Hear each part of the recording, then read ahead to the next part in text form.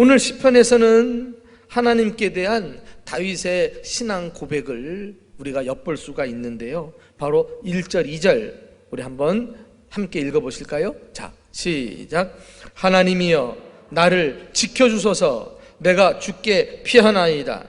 내가 여호와께 아뢰되 주는 나의 주님이시오니 주 밖에는 나의 복이 없다 하였나이다. 조금 전에 사울왕 앞에 큰 소리를 쳤잖아요. 하나님께서 나를 구원하시기를 바랍니다. 이렇게 큰 소리 쳤지만, 그리고 나서 이제 하나님과 홀로 독대하여 만났을 때는 오늘 읽었던 말씀처럼 하나님 나를 지켜주세요. 내가 하나님께 피합니다. 주 밖에는 나에게 복이 없습니다. 이렇게 간절하게 기도하면서 은혜를 구했던 거 있죠. 주 밖에는 나의 복이 없나이다.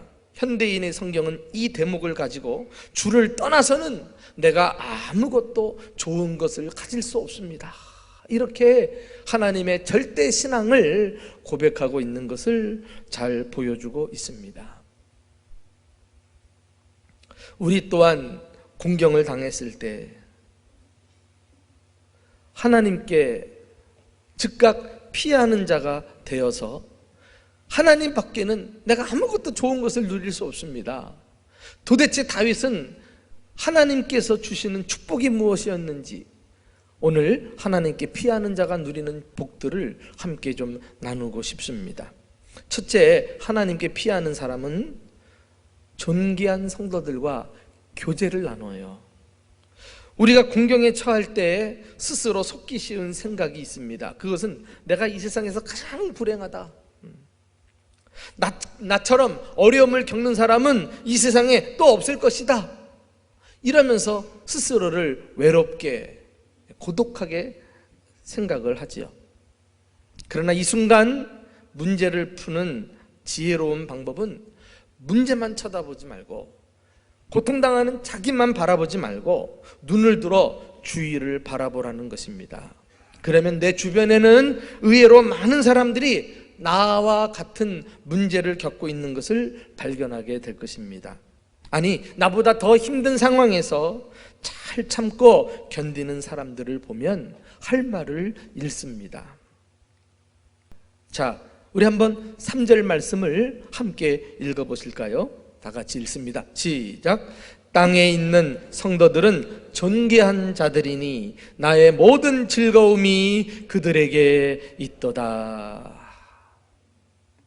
문제를 바라보고 자신을 바라보면 탄식하기 쉽지만은 눈을 들어 나와 같이 하나님을 붙들고 의지하고 사는 성도들이 있네, 참 그들은 존귀한 사람들이구나, 그러면서 나의 모든 즐거움이 그들에게 있도다. 현대인의 성경은 이 대목을 그들과 함께하는 것이 나의 큰 기쁨이도다, 이렇게 공경에서 결코 절망만 하지 않고 새로운 기쁨을 발견하고 있는데, 그것이 바로 동일하게 하나님을 어려운 중에도 믿고 있는 성도들이 있다는 거 아닙니까?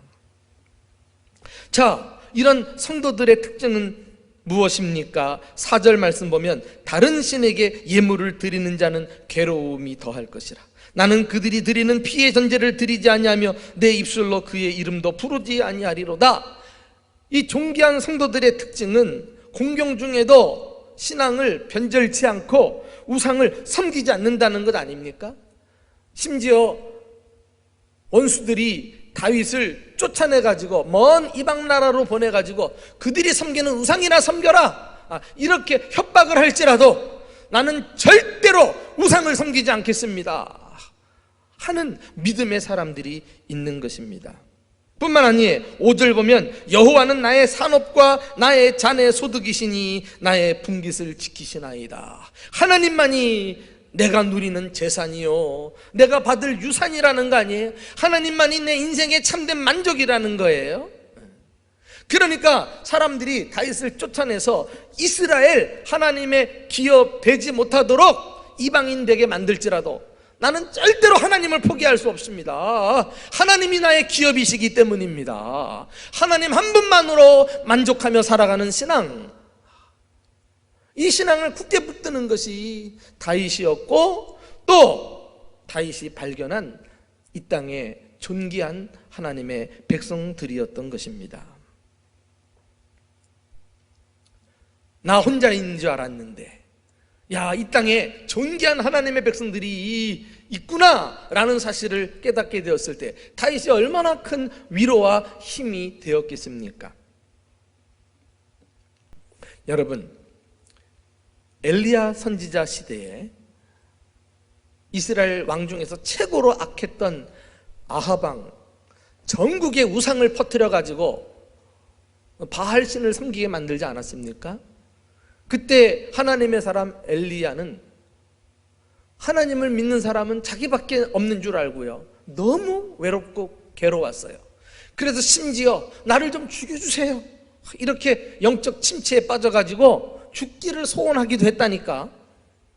그때 하나님께서 이 엘리야에게 주신 말씀, 바알에게 무릎 꿇지 아니한 7,000명을 남겨두었느니라. 할렐루야.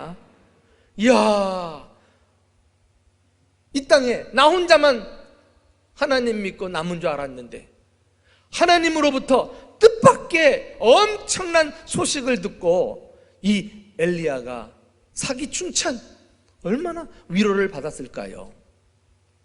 그렇습니다. 어느 시대, 어느 민족이나 아무리 죄로 세상이 어두워지고 부패해도 하나님의 백성들이 있다는 사실을 기억하시기를 축원합니다. 믿음을 변치 않고 끝까지 소망을 하나님께 두고 살아가는 오늘 말씀대로 존귀한 성도들이 곳곳에 있어요. 특별히 다윗이 하나님의 백성으로 자기 즐거움을 삼았다고 했으니 여기서 그의 아주 건강한 신앙생활을 엿보게 됩니다. 그는 한마디로 하나님 중심 그리고 교회 중심의 신앙생활을 했습니다. 하나님께 피하고 보니까 하나님의 백성들이 눈에 들어오는 거예요. 그리고 공경을 당하는 상황 속에서도 그들로 인해서 큰 기쁨을 누릴 줄 알았다니까. 한마디로 그들에게서 위로를 받고 그들에게서 힘을 얻고 격려를 받았던 거예요. 여러분, 신앙생활 하는 것이 무엇입니까? 하나님만 바라보고 하나님만 믿는 것입니까? 그럼 반쪽짜리 신앙이고 100점짜리 신앙은 하나님을 함께 믿는 성도들을 사랑하는 것입니다. 그들과 함께 하면서 하나님의 백성들을 통해서 주시는 은혜를 내가 받아 누리는 것, 이것이 온전한 신앙생활인 거 아십니까? 루시라는 여인을 기억하시죠? 그는 모압 땅의 이방 여인이었어요.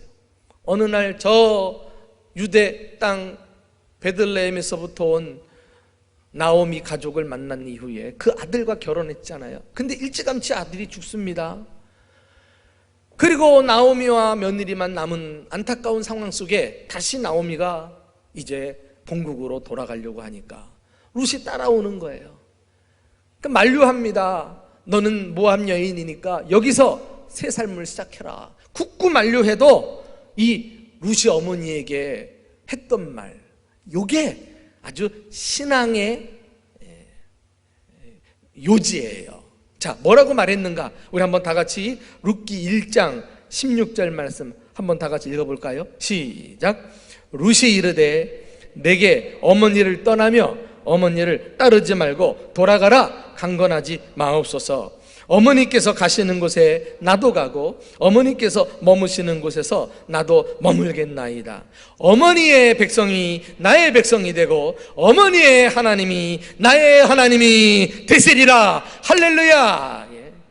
참된 신앙은 하나님을 따르고 하나님을 믿는 백성들을 함께 자기 백성으로 삼는 거예요.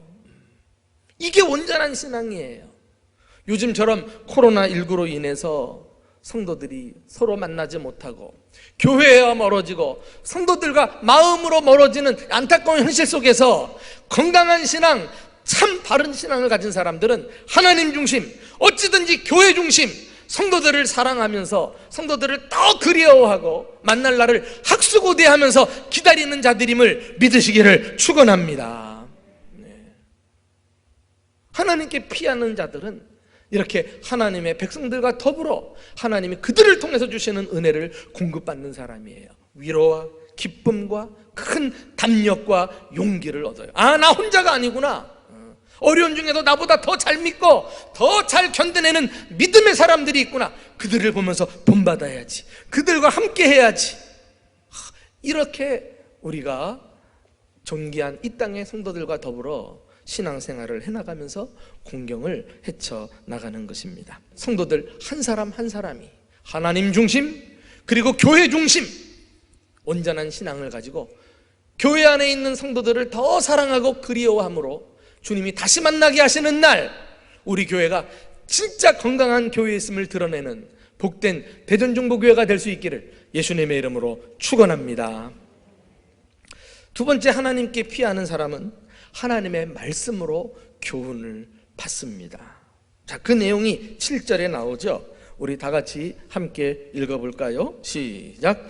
나를 훈계하신 여호와를 송축할지라 밤마다 내 양심이 나를 교훈하도다. 예전 성경에는 양심이라고 하는 말에 심장이라고 되어 있습니다. 성경에 심장이라고 할 때는 인간의 영혼의 자소, 영혼이 머무는 곳, 영혼의 활동이 이루어지는 곳이라고 그렇게 생각을 했었죠. 그러니까 내 심장이 나를 교훈한다, 이 말씀은 하나님께서 당신의 말씀으로 다윗의 영혼에게 감동을 주시고 공경 속에서도 하나님께서 지혜를 부어주셔서 교훈해 주시고 계심을 그는 고백하고 있는 것입니다. 밤은 물리적으로 어두운 시간이기도 하지만 영적으로는 고난의 때를 의미하기도 합니다. 이때 하나님께 피한 사람은 당신의 말씀으로 지혜를 얻고 위로를 얻고 용기를 얻게 되는 것입니다. 이것은 색다른 방법이 아니라 과거 믿음의 선배들이 사용했던 고난을 극복하는 비결이었어요. 시편 119편 148절 말씀 보면 주의 말씀을 조용히 읊조리려고 내가 새벽녘에 눈을 떴나이다. 와, 너무 은혜가 되는 말씀이죠. 새벽녘은 동이 막 터올 때입니다. 칠흑같이 가장 어두울 시기인데 이때 주님의 말씀을 읽고 듣기 위해서 눈을 떴다는 거 아닙니까? 이렇게 해서 신앙 선배들은 하나님 말씀을 끊임없이 가까이 하면서 믿음을 지켜냈던 것입니다. 시편 119편 11절에 내가 주께 범죄치 아니하려 하여 주의 말씀을 내 마음에 두었나이다. 이 마음이란 것은 우리는 가슴을 가르치지만은 대부분 서양 사람들은 머리를 가르쳐요. 내 생각 속에 하나님 말씀을 집어넣었다는 거 아니에요? 그리하여 사탄의 유혹을 이기고 범죄치 아니하겠다는 것 아닙니까? 여러분, 이렇게 말씀으로 날마다 밤마다 교훈을 받았던 다윗, 그는 교훈을 받은 결과 어떻게 되었습니까? 8절 말씀 한번 보세요. 8절을 다 같이 읽어봅니다. 시작. 내가 여호와를 항상 내 앞에 모심이여 그가 나의 오른쪽에 계심으로 내가 흔들리지 아니하리로다. 할렐루야. 여호와를 내 앞에 모신대요. 이 하나님과 다윗 사이가 얼마나 친밀한 관계인지 우리가 알 수가 있겠죠. 하나님께서 다윗을 떠나지 않고 다윗과 늘 임재해 계셔요. 그러니까 그런 하나님을 늘 곁에 모시고 사는 다윗은 세상 사람들이 달려들어서 흔들어도 나는 요동치 아니하리로다. 얼마나 강한 신앙입니까? 그런데 이 고백에서 우리가 주목해야 될 표현은 항상이란 단어예요. 내가 여호와를 내 앞에 모시는 사람은 많이 있어요. 그러나 항상 모시는 사람은 많지 않습니다. 그러나 진짜 신앙은 항상 모시는 사람이에요. 지금 다윗은 고난 가운데 있었기 때문에 이 말이 더 값어치가 있는 것 아닙니까? 다시 말해 그는 평안할 때, 잘 나갈 때, 돈이 막 벌려질 때 내가 주님을 내 앞에 모신다 이렇게 고백하지 않았어요. 형통하지 않을 때, 공경에 처했을 때, 위기를 만났을 때, 그럼에도 불구하고 항상 변함없이 계속해서 내가 여호와를 모시고 살겠습니다. 이게 믿음이에요. 이 믿음이 어디서 주어졌느냐? 말씀으로 교훈을 받으니까. 내 안에 믿음이 솟구쳐 올라오면서 어떤 상황 속에서도 끄떡없는 그런 사람으로 변했던 것입니다. 하나님께 피해 보세요. 그러면 그 하나님께서 기다리고 있다가 내게 필요적절한 말씀으로 날마다 깨우쳐 주실 거예요. 무엇보다도 내 안을 말씀으로 채워서 나를 강인한 믿음의 사람으로 바꾸어 주실 거예요. 그러면은 어떤 문제가 우리를 해칠 수 있겠어요? 항상 하나님을 모시고 어떤 상황 속에서도 요동치 않는 참 믿음의 사람, 말씀의 사람들이 되시기를 주님의 이름으로 축원합니다. 마지막으로 하나님께 피하는 사람은 충만한 기쁨을 누리게 된다는 거예요. 이 기쁨은 세상에서 얻을 수 있는 기쁨이 아닙니다. 세상의 기쁨은 일시적이고 찰나적이지만 이 기쁨은 충만하고 항구적이에요. 영원한 것이에요. 세상에서 얻는 것이 아니라 하늘로부터 임하는 것입니다. 자, 그 내용을 우리 한번 마지막 절을 다 같이 보실까요? 11절입니다. 자, 시작. 주께서 생명의 길을 내게 보이시리니 주의 앞에는 충만한 기쁨이 있고 주의 오른쪽에는 영원한 즐거움이 있나이다. 놀랍지 않습니까? 충만한 기쁨, 영원한 즐거움, 이것이 공경 가운데서 터져나온 그 다윗의 감정이었다니까. 이 기쁨이 있었기에 천만인이 자신을 치려고 둘러싸도 두려워하지 않았고요, 밤에 잠을 잘 때도 편안하게 눕고 자고 깨어난 줄 믿으시기를 축원합니다. 성경에 여호와께서 그의 사랑하시는 자에게 잠을 주시는도다 라는 말씀이 있는데 이제 그 의미를 알 것 같아요. 주님이 내적으로 막 평안을 부어주시니까, 충만한 기쁨을 주시고 영원한 즐거움을 주시니까 문제가 안 보이는 거예요. 이 기쁨을, 이 평안을 공경 속에서도 마음껏 누리시는 저와 여러분 되시기를 주님의 이름으로 축원합니다. 자, 그러면은 이 남이 이해할 수 없는 이 놀라운 기쁨의 이유는 무엇일까요? 무엇 때문에 다윗이 실없는 사람도 아닌데 공경 속에서 울며 불며 원망 불평하지 않고 기쁨으로 충만했을까요? 주께서 생명의 길을 내게 보이시리니, 주님께서 그 앞에 활짝 열어놓으신 생명의 길을 보은 거 아니에요? 이 생명의 길, 영생의 길, 구원의 길, 하나님께서 자기를 위해서 보장해 주시고 마련해 주신 것을 본 것입니다. 할렐루야. 그러니 나는 이 일 때문에 결코 내가 망하지 않겠구나, 이 일은 나를 절대 해치지 못하겠구나, 주님께서 생명의 길을 보장하고 계신데, 그러니까 막 기쁨이 밀려오는 거 아닙니까? 말씀을 통해서 생명의 길을 깨닫게 되고, 그리고 막 기쁨이 넘쳐나는 거, 얼마나 참 신앙생활이 이렇게 이어가면은 우리가 신바람 나지 않겠어요? 다윗은 이 생명의 길에 대해서 그 앞에 9절 10절에서 자세하게 설명해요. 이 구절을 풀어서 조금 더 길게 설명한 동일한 내용이 나옵니다. 자, 9절 10절을 함께 읽어볼까요? 어떤 길인지. 자, 시작. 이러므로 나의 마음이 기쁘고 나의 영도 즐거워하며 내 육체도 안전히 살리니 이는 주께서 내 영혼을 수월에 버리지 아니하시며 주의 거룩한 자를 멸망시키지 않으실 것임이니이다. 할렐루야. 여기 보면은 마음만, 영혼만 기뻐한 것이 아니라 육체도 안전을 얻게 될 것을 확신했어요.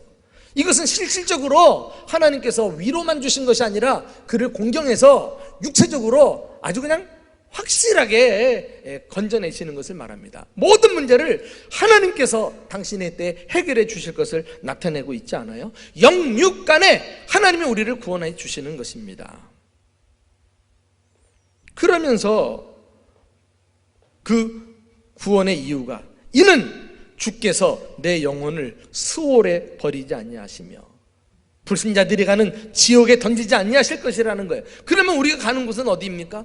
하나님의 나라 천국밖에 없죠. 우리는 궁극적으로 이 땅에서 아무리 고생을 당하지만 천국에 가는 하나님의 백성들이심을 믿으시기를 축원합니다. 또 주의 거룩한 자를 멸망시키지 않으실 것임이니이다. 그의 확신에 찬 고백이 지금 터져나오고 있어요. 그런데 저와 함께 여기서 주목하고 싶은 말씀이 있어요. 여기 주의 거룩한 자를 멸망시키지 않으실 것임이니이다. 이것을 이전 성경에는 주의 거룩한 자로 썩지 않게 하실 것임이니이다 이렇게 해놨거든요. 근데 성경 번역이 현대어로 바뀌면서 멸망시키지 않을 것입니다 이렇게 이제 돼 있는데요, 바로 요 구절을 시간이 흘러 신약 성경에 오면은 베드로와 사도 바울이 예수 그리스도의 부활을 사람들에게 전파하면서 다윗의 이 구절을 인용하고 있는 거 있죠. 자, 우리 한번 많은 내용 중에서 이 바울이 복음을 전하면서 이 구절을 인용했던 말씀 한번 좀 같이 보실까요? 사도행전 13장 35절이에요. 다 같이 시작. 또 다른 시편에 일렀으되 주의 거룩한 자로 썩음을 당하지 않게 하시리라 하셨느니라. 그리고 다윗이 예언한 대로 예수 그리스도께서 사망 권세를 깨고 부활하사 우리의 구주가 되셨느니라. 할렐루야. 이렇게 예수님을 소개할 때 이 말씀을 인용을 했어요. 다시 말해 다윗은 영육간에 하나님께서 자기를 썩지 않고 멸망시키지 않고 구원하실 것을 믿고 고백을 한 것인데 그 안에 예수 그리스도의 부활에 대한 믿음을 담고 고백했다는 거 아닙니까? 그리고 그 예언한 대로 예수 그리스도가 오시고 사망 권세를 깨시고 무덤 문을 여사 부활하시고 오늘날도 살아 하나님의 백성들을 구원해내시는 줄 믿으시기를 축원합니다.